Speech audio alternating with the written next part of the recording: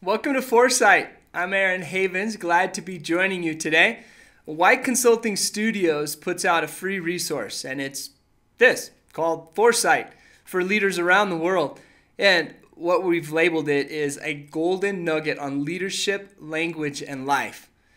Today, we want to encourage you as leaders in one small aspect of life. So here's a question. What's your dream? What's your dream? See, I came across a picture of an iceberg, and every time I come across a picture of an iceberg, it absolutely amazes me. Because if you've ever seen it, here it is. It's 10% above the water is what we see. So they could be enormous. However, 90% of the iceberg is what consists underneath the water.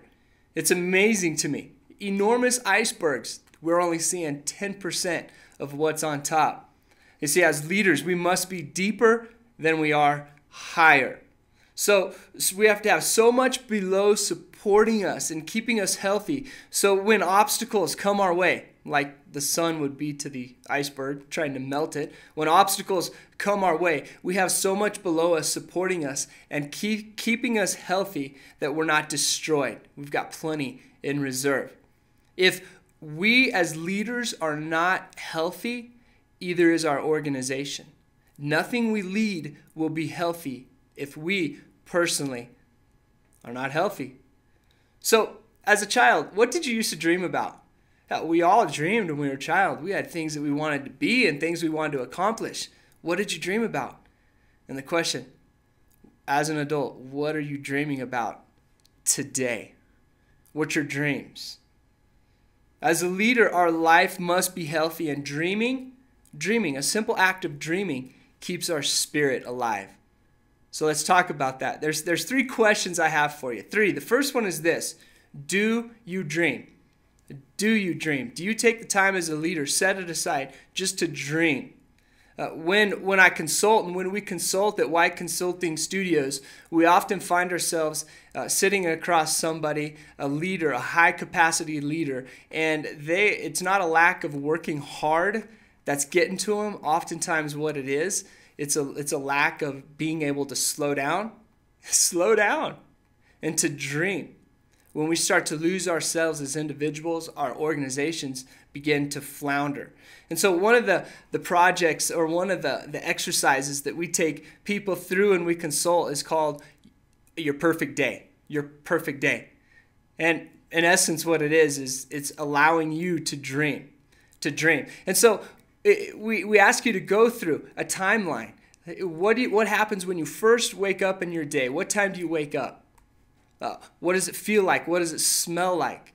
And then what do you do from there? And we have you walk through a perfect day. And sometimes it takes an hour. Sometimes it takes 2 hours to walk through a perfect day because we want you to smell the smells, taste the tastes, feel the feels, the feels or whatever. We want you to walk through and basically get out of the normal day that you're in and begin to start dreaming.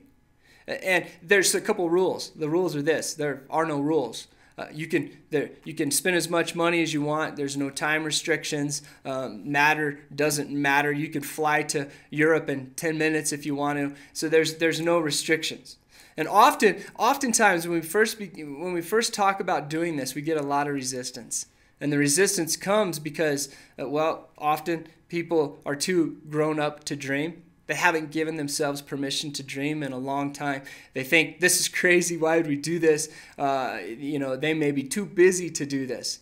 It's an exercise that we do, and often we come across it with a lot of resistance. Well, here's an example. My perfect day, and we won't walk through the whole thing, but my perfect day. I start in Mexico, believe it or not, and I end up in Iceland. It's an incredible day. I won't tell you how we get there. Maybe if you and I have coffee one day, I'll tell you how I end up in Iceland. However, part of my day, I end up in Iceland and it's wrapping up. I get this incredible room that has a hot tub, like a cave in it, and also there's a piano in that room. So I know it sounds a little strange, and just bear with me. Yet on my perfect day, it's probably never going to happen, my perfect day. But there's parts of it that will happen, I guarantee. And in fact, last year, part of it did, because I went to this remote place, and there was a cave, a hot spring cave that I went in, and I went up to check into my room, and guess what? There was a piano in my room. I know it sounds crazy, but in those moments, I enjoyed that hot tub, and I enjoyed the piano in my room so much more, simply because I'd previously been dreaming about this very thing. So I appreciated it more than if I never would have dreamed at all and allowed myself to dream at all. Well, the second question is this: why dream? Why do we even dream? Well, dreams awaken something in us. Something happens when we give ourselves permission to dream.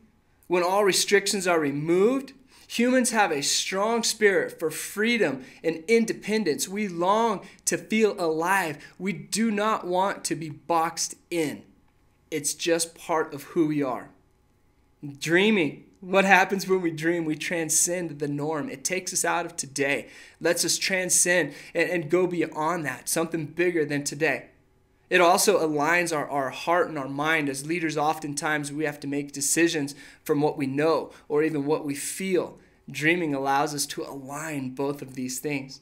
And the third thing, another thing it does, is it keeps us optimistic. Optimistic. It's reworded in another way. It gives us hope for the future. So, do you dream? Number one. Number two, why do we dream? And number three, how do I dream? Well, the world is full of dreamers currently, and dreamers that have come before us. And so we can learn from them. Here's a good one to learn from: Walt Disney. Walt Disney, he lived out, he started his dream, and what did he do? He gave permission to I don't know how many thousands, if not hundreds of thousands of people to dream as wildly as he did. Another good example is Martin Luther King. One of his famous speeches, the most famous, starts with this: I have a dream. And he believed it so much, and he dreamed so much that he died for his dream. And here's another example, kind of a little more recent and a little more obscure, and his name is Dru Joyce II. Well, Dru Joyce was one of LeBron James, the famous NBA player, one of his first coaches. And I use him because I recently watched a movie called More Than a Game. Encourage you to watch that. But during this movie, what happens is the coach, as it's climaxing and the team's doing incredible, he looks back and he goes, I wanted to be a coach once, and I gave up on that dream. And then he's talking to his players and said, you guys gave me my dream back. Thank you. So his dream was lost, and then it was found. Leaders, it's so important to dream. Are we? Are we dreaming? I hope so. Here's a couple challenges for us this week. 1, walk through your perfect day with someone.